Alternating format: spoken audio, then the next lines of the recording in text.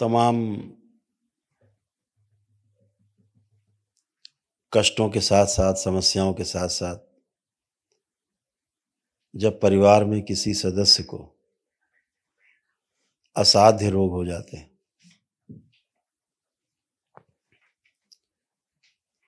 तो पूरा परिवार तिल तिल करके मरता है। असाध्य रोग तो एक को होता है, लेकिन पूरा परिवार कष्ट झेलता है, शारीरिक रूप से, मानसिक रूप से, आर्थिक रूप से, सामाजिक, पारिवारिक तमाम प्रकार के संकट घेरते हैं। उस समय साथ देने वाला कोई होता नहीं है। बहुत अच्छे अच्छे लोग जो होते हैं वो भी किनारा कर लेते हैं। और असाध्य रोग जिसको होते हैं, असाध्य रोग का अर्थ है वह रोग जो कभी भी ठीक नहीं होता, जिससे मृत्यु तय है। बहुत सी जगह तो परिवार के लोग किनारा कर लेते हैं असहाय होकर के, नहीं क्षमता होती है तो तिल तिल करके मरते हुए अपने परिवार के सदस्यों को देखते हैं। लेकिन जब रोगी नकारात्मक असाध्य रोगों की स्मृतियां रहती हैं, पितरों की स्मृतियां रहती हैं, उन स्मृतियों के कारण जो रोग होते हैं, तो कितना भी सक्षम व्यक्ति क्यों ना हो, स्वयं बहुत बड़ा वैद्य, डॉक्टर, बहुत बड़ा वैज्ञानिक क्यों ना हो, उन असाध्य रोगों से उसकी मृत्यु तय है। बचने का उपाय नहीं है। बिना दरबार की प्रक्रिया किए, वैदिक प्रक्रिया किए बचने के चांस नहीं रहते। तमाम रोग और कष्ट आदमी झेल लेता है, स्वस्थ होता है, फिर कष्ट में आता है, फिर स्वस्थ होता है, फिर कष्ट में जाता है, ऐसे जीवन चलता रहता है। लेकिन असाध्य रोग का अर्थ है कि उसी में घूम घूम के वही रोग, घूम घूम के वही रोग, तमाम चिकित्सा के बावजूद भी, तमाम जप तप अनुष्ठान पूजा पाठ के पश्चात भी रोग बढ़ता रहता है, कष्ट बढ़ते रहते हैं। तब दरबार ने ये निर्णय लिया कि बहुत से परिवार ऐसे हैं जिनमें क्षमता नहीं रह गई इलाज कराने की, या क्षमता है भी तो अब कोई रास्ता नहीं सूझ रहा, सब जगह से जवाब हो गया है कि अब कोई उपाय नहीं है। तो दरबार ने एक रास्ता खोला, एक शक्ति खोली विशेष रूप से असाध्य रोगियों की जो स्मृतियां हैं उनकी असाध्य, उनके नष्टीकरण के लिए, ताकि रोग की जड़ नष्ट हो। और उसके लिए एक निःशुल्क व्यवस्था की कि कैंसर के जो रोगी हैं उन सबको वैदिक प्रक्रिया के द्वारा जो भी दरबार शुभकामनाएं दे सकता है, उनको स्वस्थ कर सकता है, रोगी नकारात्मक स्मृतियां नष्ट कर सकता है वैदिक प्रक्रिया के द्वारा। ऐसे बच्चे जो 14 वर्ष से कम उम्र के हैं, उनके स्वयं के कष्ट हो, असाध्य कोई कष्ट है, या गरीबी रेखा से नीचे लोग जी रहे हैं जिनका कोई नहीं, तो दरबार ने एक शक्ति खोली कि आप सब भी उसमें सहभागी हों और आप सबके भी कष्ट जाएं। निश्चित रूप से जिनकी उम्र पूरी नहीं हो रही है, यानी अभी उम्र शेष है, अकाल मृत्यु के कारण प्राण जा रहे हैं, रोग कष्ट बने हैं, प्राण निकल रहे हैं, किसी भी रूप में बचने के चांस नहीं, डॉक्टर ने भी जवाब दे दिए। आप यहाँ बैठे लोगों में से अधिकांश लोगों को डॉक्टर्स ने जवाब दे रखे हैं, या तो कह दिया इसकी कोई औषधि नहीं है, या कह दिया अब कोई औषधि इनमें काम नहीं करेगी, घर ले जाओ और मृत्यु का इंतजार करो, प्रतीक्षा करो। इस समय सहारा देने के लिए सबसे आगे जो आपका है वो करौली शंकर महादेव धाम का ये दरबार आपके साथ है। ये दरबार कोशिश करेगा कि आपके परिवार का सदस्य जो बहुत ही गंभीर रूप से बीमार है वह स्वस्थ हो, हर संभव कोशिश करेगा।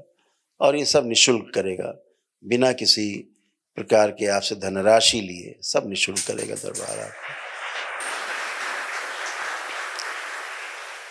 जैसे अभी निःशुल्क दिव्य वैदिक अनुष्ठान हुए, अभी आगे भी और अनुष्ठान होते रहने हैं, हर महीने आपको कराएंगे, दरबार कराएगा क्रम से एक एक करके। उसके लिए आपको करना यही है कि जब अगली तिथि आपको अभी दी जाएगी, अभी बताई जाएगी, उस तिथि में आपको जो रोगी सदस्य परिवार का जिसको कष्ट है, अभी जो कष्ट थे दरबार आने के पहले तक, और जब अगली बार आप आएंगे तो ये लिख करके कागज में जरूर रहे कि ये कष्ट थे, ये कष्ट थे, ये कष्ट थे, ऐसे से कष्ट थे, अब ये कष्ट नहीं है, जो भी जैसा है, या ये कष्ट अभी बाकी है, या ये कष्ट पहले से बहुत कम हो गया है, थोड़ा रह गया है, जो भी जैसी स्थिति हो वैसा लिख करके उस पीड़ित व्यक्ति से परिवार के पूछ के और लिख करके कागज पे आपको लाना जरूर है, ताकि आपकी रिकॉर्ड फाइल बन सके और दरबार उसी अनुसार आपको आगे वैदिक प्रक्रिया में आगे और शामिल कर सके। तो आप सभी लोग इस बात का विशेष ध्यान रखेंगे कि अगली बार जब आप आएंगे तो वो ले करके आएंगे। जो फीडबैक है, फीडबैक समझ रहे हैं, और 1 मिनट का उससे वीडियो 2 मिनट का बनवा के बोलते हुए वो कि हाँ मुझे ऐसे ऐसे कष्ट थे, ये कष्ट था, अब मुझे इतना आराम है, ये आराम है, ये आराम है, और ये कष्ट बाकी है, कुछ भी जो भी है आप जरूर ऐसा करके लाएंगे। दरबार आपके साथ पूरा पूरा सहयोग करेगा। आप सभी को सारे कोड नंबर अलॉट किए गए हैं, उस कोड नंबर से हमेशा आपका रिकॉर्ड दरबार में रहेगा। जब भी कभी आपके यहाँ से कोई भी आएगा, आप आएंगे मतलब, तो वो तुरंत फाइल आपकी निकलेगी और जो आपकी समस्या है उसका निदान के साथ निवारण करने की भी कोशिश की जाएगी कि आप सभी स्वस्थ रहें। दरबार जीरो मेडिसिन के आधार पे आपका वैदिक प्रक्रिया करा करके और स्वस्थ करने की कोशिश करता है।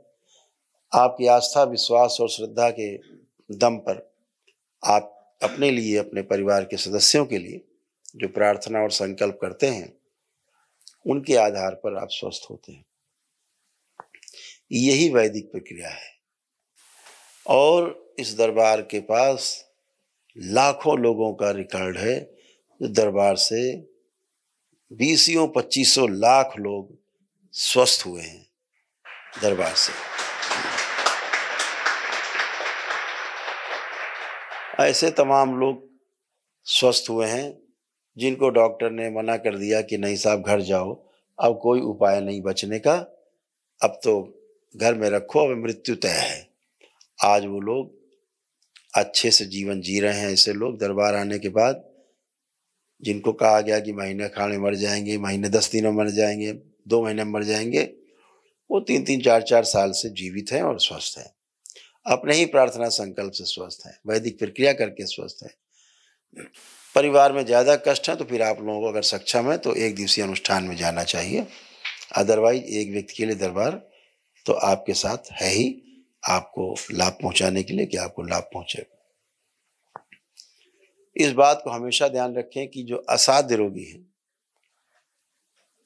उनमें शरीर के लेवल दूषित हो जाती है, तो उनके शुद्धिकरण के लिए क्या करें कि हम और तेजी से स्वस्थ हों। इनमें औषधियां और उल्टा काम करती हैं।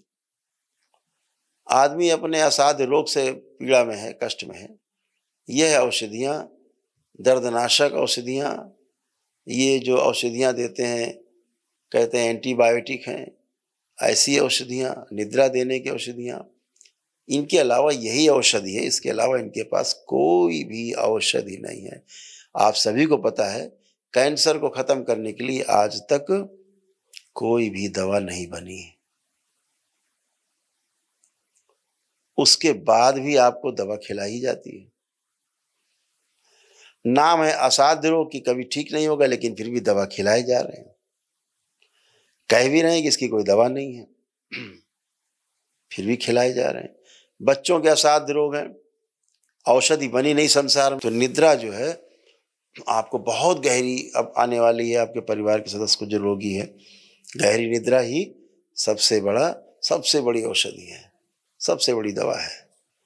निद्रा आपको चार्ज कर दे, कितना भी आप काजू बादाम किशमिश और बड़ा 56 प्रकार का व्यंजन करो, लेकिन सोना तो पड़ेगा।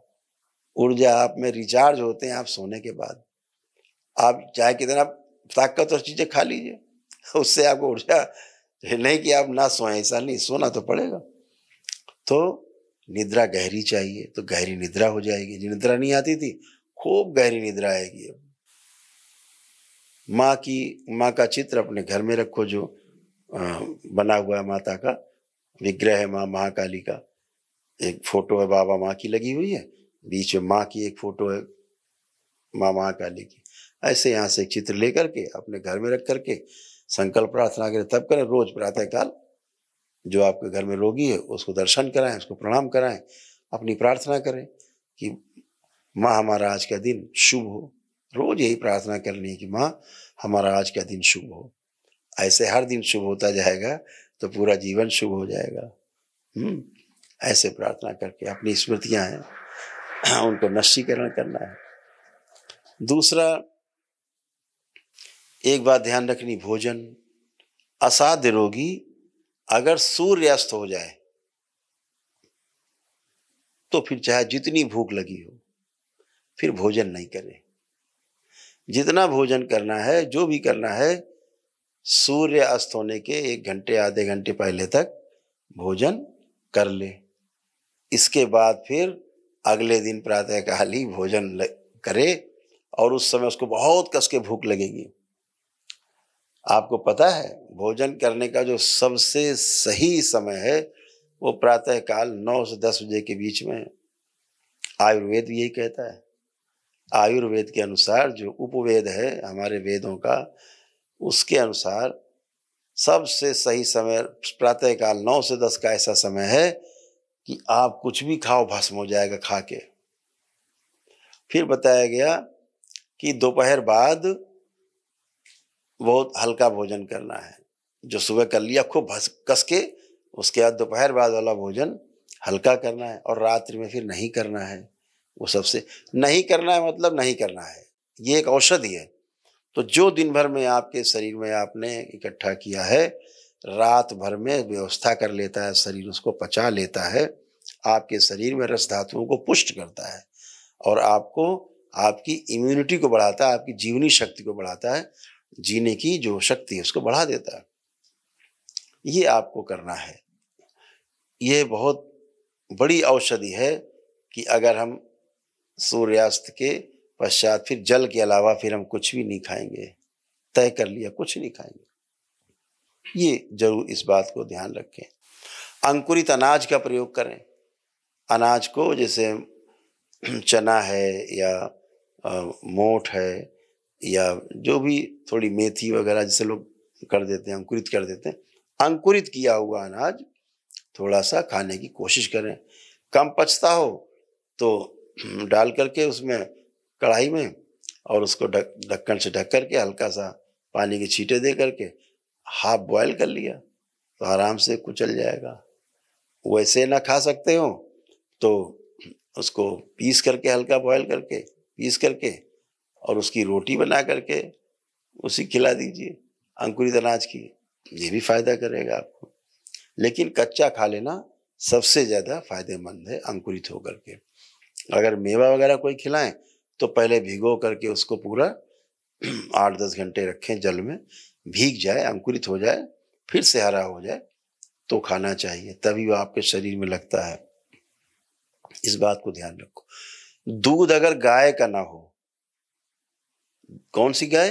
देशी गाय, ये जर्सी गाय नहीं, देशी गाय का दूध अगर आपके पास नहीं है तो जो कैंसर के रोगी हैं दूध की तरफ देखें नहीं।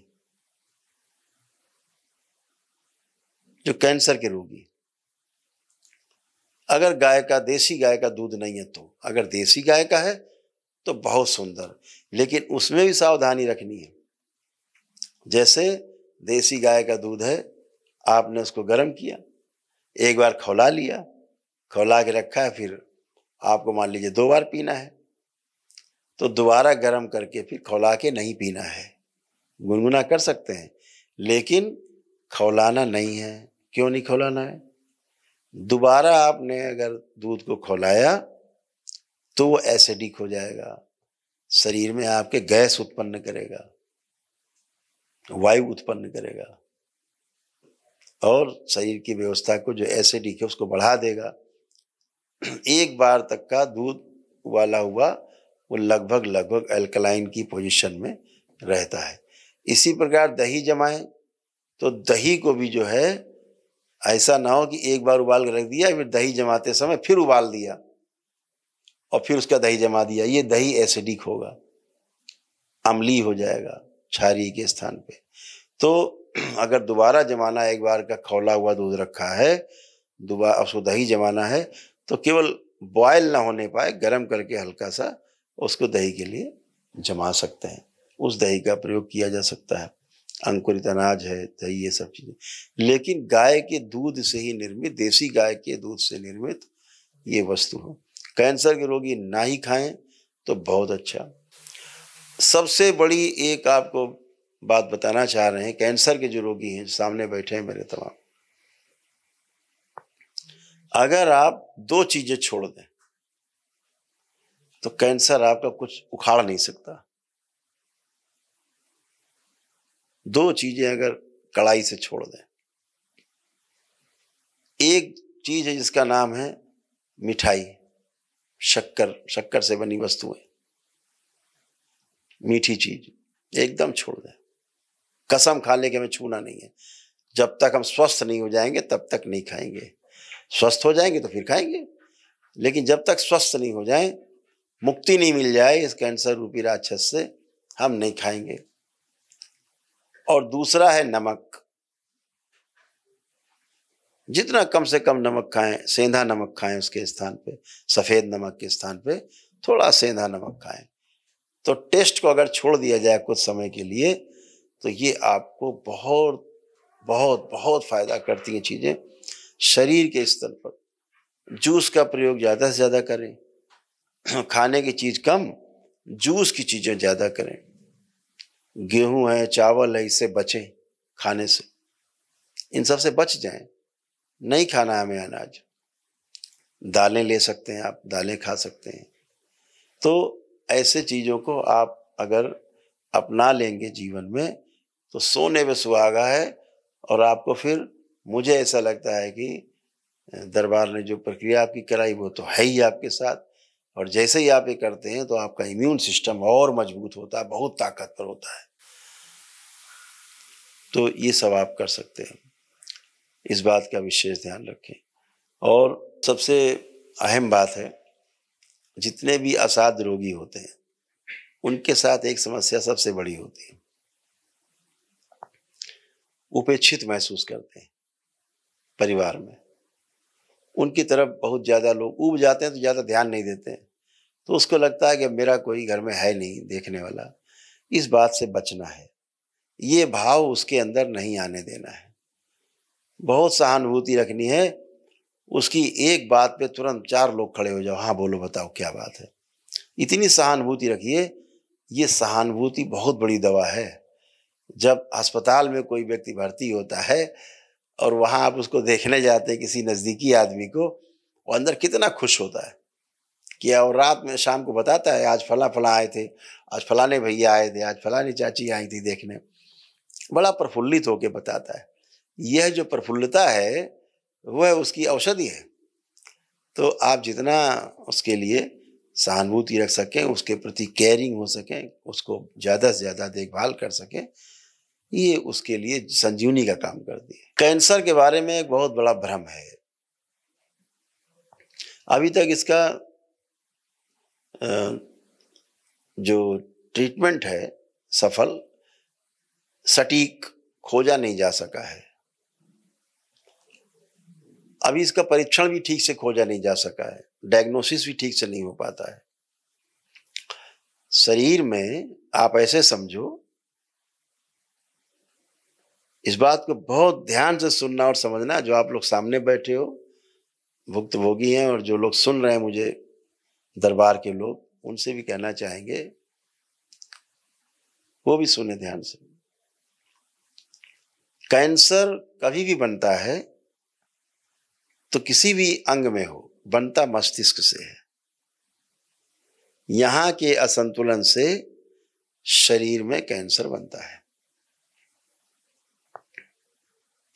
जहां पर भी शरीर में ग्रोथ होती है, वो जो ग्रोथ है, वो जो बढ़ता है, जिसे हम फोड़ा कह लेते हैं, जिसे हम गांठ कह लेते हैं, सिस्ट कह लेते हैं, तो जो कुछ भी बढ़ता है, वो ग्रोथ जो होती है, वो ग्रोथ अगर कहीं पे अंदर इंटरनल इंजरी हुई है, तो डैमेज हुआ है, तो मस्तिष्क उस डैमेज को पूरा करने के लिए कुछ सेल्स रिलीज करता है, जो वहां जाकर के डेड सेल्स बाहर हो जाते हैं और उसकी जगह अच्छे सेल निर्मित हो जाते हैं, पुनर्निर्मित होते हैं। जो एसेंशियल ऑर्गन्स हैं उनसे हट के बात हम कर रहे हैं बाकी जगह पर। लेकिन जब मस्तिष्क और शरीर का संतुलन नहीं रहता, तो जहां पर चोट लगी, जहां पे कष्ट है, जहां घाव है, उसको पूरा करने के लिए वहां से मांग हो रही है कि हमें भाई 10 लाख सेल भेजे जाएं। मस्तिष्क सुनता है कि शायद 20 लाख मांग रहा है, वो 20 लाख रिलीज कर देता है, तो 10 लाख तो गए और 10 लाख डिपॉजिट हो जाते, तो बड़ा हो जाती जगह। ऐसे रोज होता रहता है, धीरे धीरे वो जगह बड़ी होती जाती है। तो हर गांठ, हर सिस्ट, हर घाव कैंसर नहीं होता। ये इन्फ्लेमेशन के कारण हो सकता है, इन्फेक्शन के कारण हो सकता है, वो जगह घाव बढ़ सकते हैं, गांठ लम्स बन जाते हैं। तो ये आवश्यक नहीं है कि वो कैंसर ही है, लेकिन अज्ञानतावश आपको बता दिया जाता है कि आपको कैंसर है। कैसे? 2 प्रकार के सेल होते हैं कैंसर में।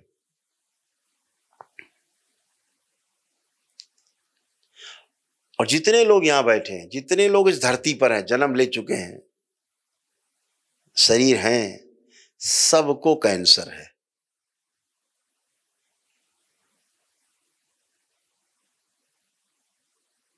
एक व्यक्ति ऐसा नहीं है जिसको कैंसर नहीं है, कैंसर के सेल नहीं है।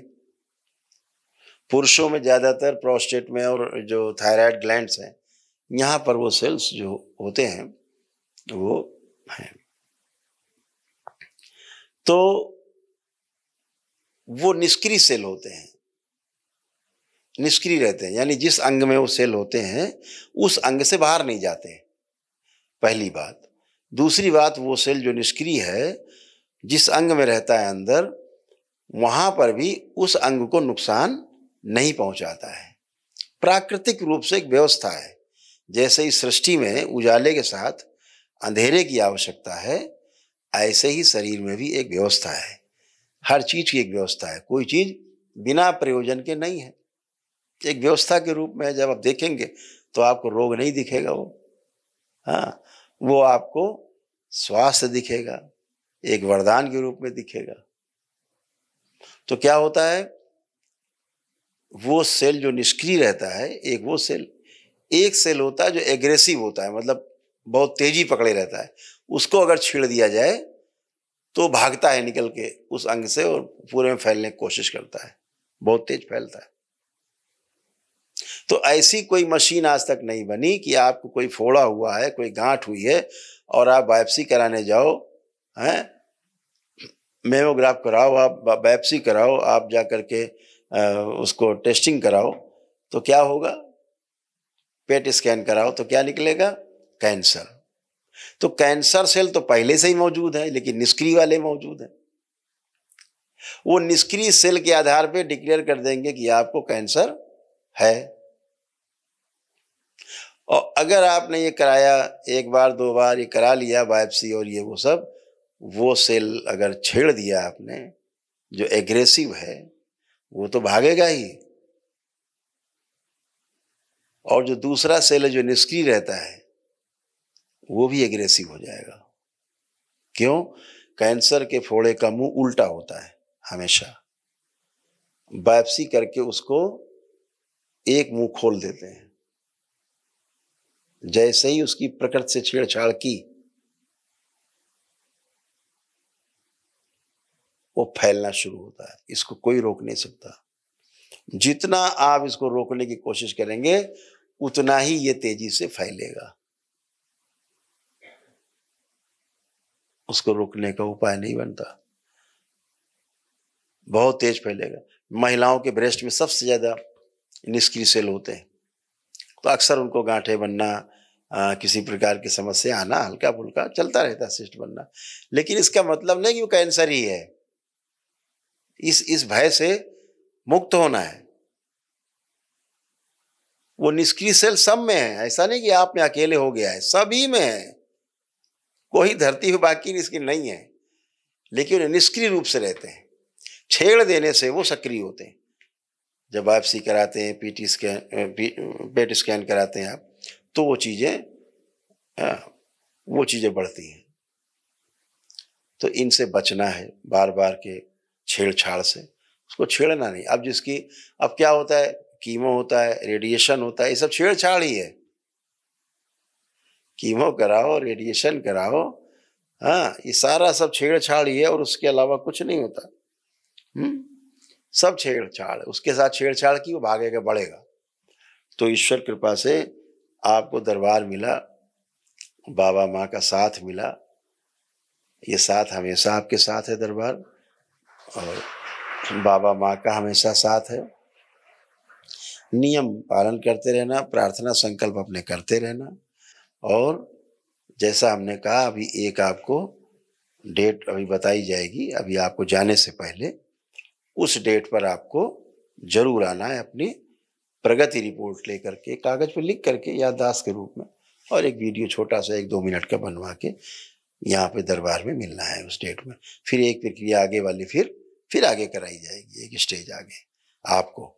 तो दरबार आपके साथ है, दरबार हमेशा आपके साथ है।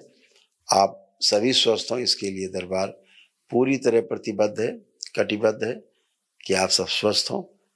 दरबार हर तरह से आपके और आपके जो परिवार का रोगी सदस्य है, उसको स्वस्थ करने के लिए वैदिक प्रक्रिया आपको कराएगा, और सब निःशुल्क होंगी। जितनी वैदिक प्रक्रिया होंगी, आज हुई हैं, आगे होंगी, वो सब निःशुल्क होंगी। तो जो डेट बताई जाएगी, उस डेट में आपको आना है। तो आपका एक स्टेज आपका हो गया है, अगले स्टेज की प्रक्रिया कराई जाएगी। उस तारीख में जो नए लोग आएंगे, उनको पहले स्टेज की प्रक्रिया कराई जाएगी, आपको दूसरे स्टेज की कराई जाएगी। ऐसे तीसरे महीने तीसरे स्टेज की प्रक्रिया कराई जाएगी। उसके बाद आप आनंद से अपना घर में ही प्रार्थना संकल्प करके लगे रहें। समय समय पर हम एक संकल्प ऐसा बनाएंगे जो असाध्य रोगियों के लिए केवल होगा, जिसमें आप लोग बैठ करके हमारे साथ ऑनलाइन संकल्प भी कर पाएंगे। उससे और ज़्यादा तेजी से आपको लाभ होने की संभावना बढ़ जाएगी। तो एक तारीख आप लोग अपने मस्तिष्क में नोट कर लें, कागज में नोट कर लें। 26 अप्रैल को आपको यहाँ आना है। तो 26 अप्रैल आप आएंगे तो आपको एक प्रक्रिया अगली करा दी जाएगी, और जो नए लोग रजिस्ट्रेशन कराना चाहें, वो भी रजिस्ट्रेशन करा के बीच में 26 अप्रैल को उनकी प्रक्रिया भी कराई जाएगी। इस बात का विशेष ध्यान रखें। जिनकी प्रक्रिया हो चुकी है दरबार से अभी, वो उनकी दूसरे स्टेज की प्रक्रिया होगी 26 अप्रैल को, और जो पहली बार आएंगे, उनके पहले स्टेज की प्रक्रिया होगी 26 अप्रैल को। तो अपना अपना रजिस्ट्रेशन कराते जाएंगे। आपका सारा रिकॉर्ड सुरक्षित है, ताकि आपसे संपर्क बनाए रखा जा सके। कोई दिक्कत है तो उसको दूर की जा सके।